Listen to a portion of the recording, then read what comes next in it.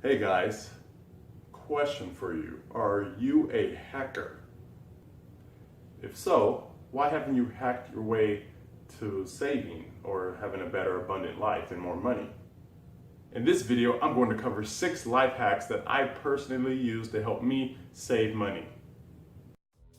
Planet Green Zen, inspiring the everyday person to break free from the mundane and take action. But before we get into that, if you guys have never been to this channel, what I love to do is just inspire the world mentally, physically, spiritually, financially, and socially, because I truly believe that if each one of us on this entire planet had a holistic balance of each one of those areas, we would have less hunger, famine, slavery, war, and have more health, wealth, and abundance together as one human unit.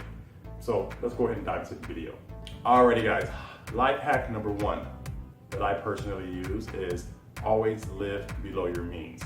I know it's easier said than done, and a lot of times when we get tax returns or we get a bonus at work, just some extra cash, maybe we get a refund from something we didn't even know existed. Well, wow, I have extra $400 or $500, instantly go and spend it on something, and then we're back in the same square peg hole, just trying to get by and survive.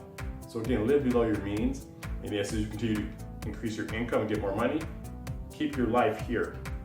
Because look at that gap. So for example, as you increase in money, a lot of people increase their lifestyle to match that or actually exceed it, and then they're in debt and they live paycheck to paycheck. No matter if you get like a $20,000 raise, $30,000 raise, you're still going to be in debt because your money's increasing here and your lifestyle here. So as it rises like this, it never catches up. Versus if you live below your means, keep your money here, you will always be like this, and actually your money will start to increase more and more. Your lifestyle can be here, which is great, but then your money's way up here where you have a year worth of savings for something that happens, like an emergency fund. You think about guys, have a year's worth of savings as far as for an emergency fund in a bank account. That's something to think about. So again, live below your means and don't overspend, and that's life hack number 1. Okay guys, life hack number 2 that I use is I love to use a spreadsheet to keep track of my P&L, profit and loss, or for lack of a better term, income and expenses. So again, how much money do I make? What's my monthly bills? And then when you minus that, is what I have left over. So again, I would like the spreadsheet. So again, like I had a video that says pay yourself first. So again, you have your income, pay yourself first here. And that's what I've left out. So yeah, have that spreadsheet. You can take this out automatically just for yourself, just like a 401k. If you have a 401k at work, you don't see that money because it comes out of pre-tax dollars. So treat your net pay as a paycheck, as far as think about it as like a pre-tax type of situation, even though it is already taxed. But now subtract like your personal savings and things you need to start building a nest egg and assets and be able to invest in your own business. Take that out immediately, maybe 10% of your net pay, and then whatever you have left over, this is what you use to pay bills. And if you still have stuff left over after that, you can put that in some other things, or maybe start to pay off debt with that. So again, keep a spreadsheet so you can see visually how much money that you are spending and saving, and that will actually help you stay on track and actually get more of an awareness if you can see what's happening. Alrighty guys, life hack number 3 is I love to use credit cards. Wait. I thought credit cards were bad. Okay, now before you guys get angry, I love to use credit cards as debit cards. Now think about this. When you go to the store or whenever you purchase something with a debit card, let's say you only have $100 in your bank account, so you only can use $100, it will not allow you to use more. On a credit card, you may have a $1,000 credit limit to where you can use up to $1,000, but if you don't have $1,000 in your bank account, then you're going to have to pay monthly payments and interest, and that's going to actually make a $1,000 purchase turn to maybe a $1,500 purchase or something like that. So the way I like to do it is I use a credit card as a debit card. Say I only have $100 in my bank account, I only use $100 over here, so when I swipe it and I get that $100 charge on the credit card, I immediately pay it off with the $100 in my bank account, so then I have a zero balance and I never pay interest ever. The second reason why I love to use credit cards is because of the points, and because I get free money. Literally guys, you use a credit card properly and wisely, you do get free money by swiping. You accumulate these points which convert into dollars. You can literally transfer that into your bank account without having to pay that back because you're earning that money by using a credit card. So that's the other reason why I love to use credit cards as debit cards. But again, you need to have literacy on how to use credit cards, because if you get a card approved for $10,000, it's like, yes, I have $10,000 to use. No. If you don't have $10,000 in your account, don't think about it that way. Think of, you only can spend what you have in your account. So that's why I like to use credit cards as debit cards, because I get free money and points on that. Guys, number 4 is put yourself on a budget. Now what I mean by that is, for example, I go to the grocery store each week and my budget is $40 at the grocery store.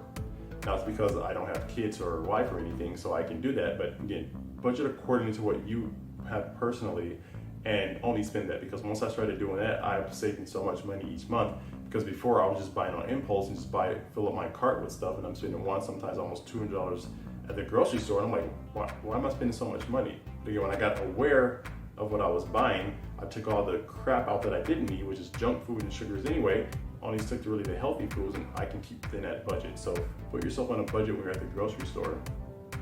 Also, what you're gonna do is actually do meal prepping each week. So let's say you work a Monday through Friday schedule, or whatever your schedule is.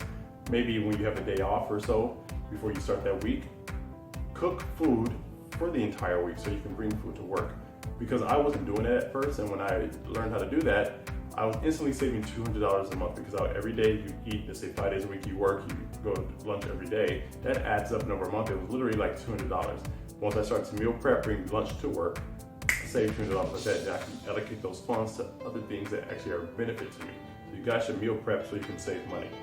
And if you guys are not really disciplined, you may want to use cash envelopes like the Dave Ramsey method, to where if you want to do the $40 grocery thing, or let's say you want to give yourself, I don't know, $20 a week to spend on something extra, use that as cash, so then once you spend it and it's gone, you have to wait till the following week or whatever, the following month, whatever your budget allows, just so you're not impulsively and overly spending if you cannot be that disciplined. So use a cash envelope, and that may help you guys out. Just an extra tip.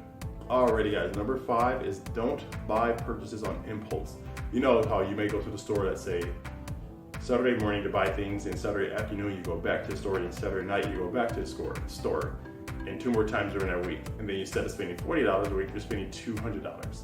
So again, you want to not buy on impulse. Go to the store once, get everything you need, and then don't go into the next week. You can make a list of everything you need, and not just the wants. Take out all the unhealthy stuff that actually helps you become healthier and you save money. So it's a 2-for-1 special.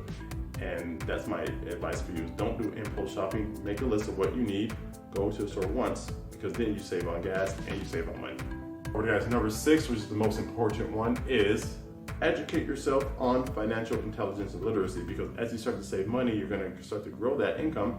And instead of letting it sit in a savings account that gives you 1% or less, you can actually learn to invest those funds that pay out 6, 12, maybe even 20%. And that's on either a tangible asset or something else that actually will get you more cash flow. So just learn financial intelligence and literacy, just so you actually can make money work for you and make more money off of your current money. Alrighty guys, so that's all that I have for you today, but I would love to leave you with a quote of the day. And this quote is by Terry Pratchett. And Terry goes, "Stories of imagination tend to upset those without one." So I want you guys to really think about that tonight when you're meditating or when you're sleeping. Stories of imagination tend to upset those without one.